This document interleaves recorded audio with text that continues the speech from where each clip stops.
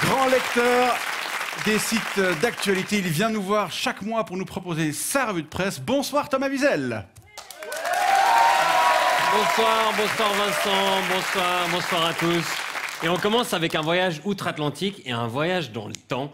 Les États-Unis pourraient à nouveau interdire l'avortement.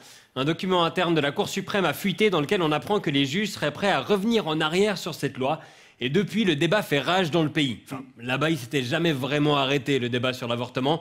C'est comme Top Model, ça dure depuis 50 ans sans interruption. La majorité des Américains soutiennent le droit à l'avortement, mais le camp anti-avortement compte la majorité des juges de la Cour suprême, beaucoup d'élus républicains, les évangéliques et les fabricants de cintres. Ouais, elle a un peu... Non mais à part ça, c'est fou, on pourrait vivre un voyage 50 ans en arrière. Il y a 50 ans, c'était un autre monde. On était en pleine guerre froide, la menace nucléaire planait dans l'air, on n'arrêtait pas de parler du prix de l'essence, on polluait à mort. Rien à voir avec aujourd'hui.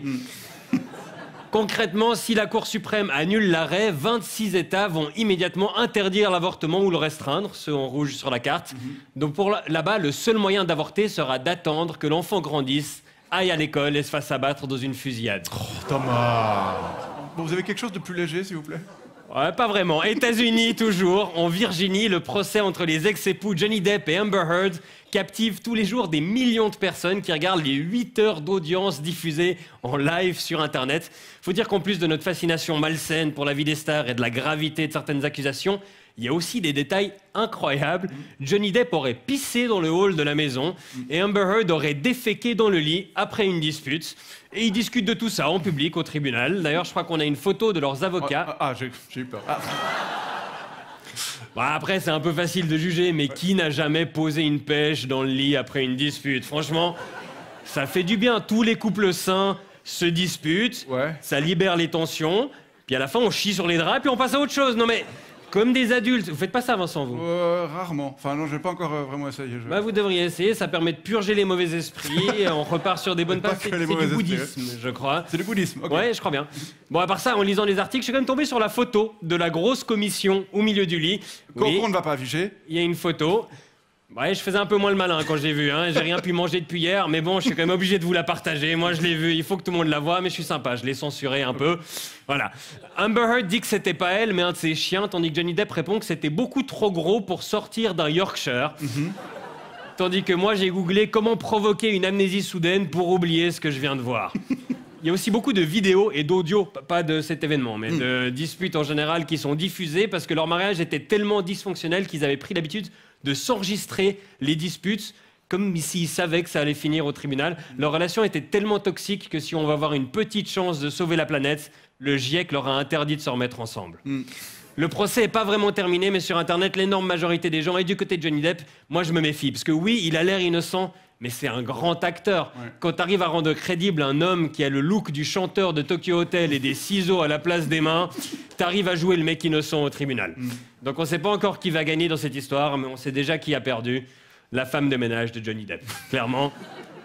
En Russie, en plus de continuer à bombarder l'Ukraine, les dirigeants se brouillent avec de plus en plus de pays pour tout un tas de raisons. Rien que cette semaine, le ministre des Affaires étrangères, Sergueï Lavrov, a outré Israël en déclarant que oui, le président Zelensky est juif, mais ça l'empêche pas d'être un nazi. Même Hitler avait du sang juif.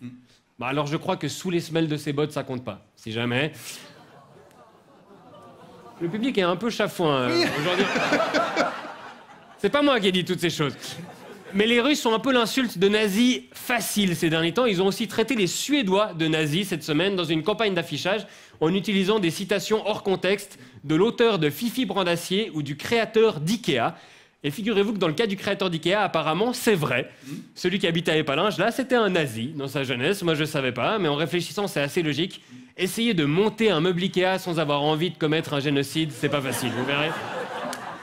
Le problème avec cette dispute entre la Russie et la Suède, c'est que quand les États-Unis vont la prendre, ils vont immédiatement envoyer des millions d'armes en Suisse.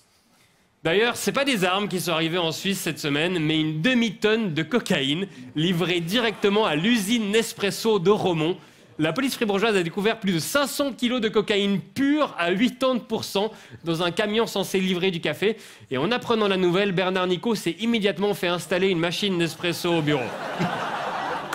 Alors en fait, c'est une nouvelle capsule édition limitée qui s'appelle Molto Lungo et Molto Forte et Pupillo Molto Dilato. Hein. Alors c'est un peu long le nom, hein, je suis d'accord. Les employés Nespresso ont appelé la police en découvrant la poudre blanche. Ils auraient pu garder et se faire de l'argent, mais après ils ont réalisé qu'il y a une poudre qui se vend encore plus cher que la cocaïne, c'est le café Nespresso. Eh oui.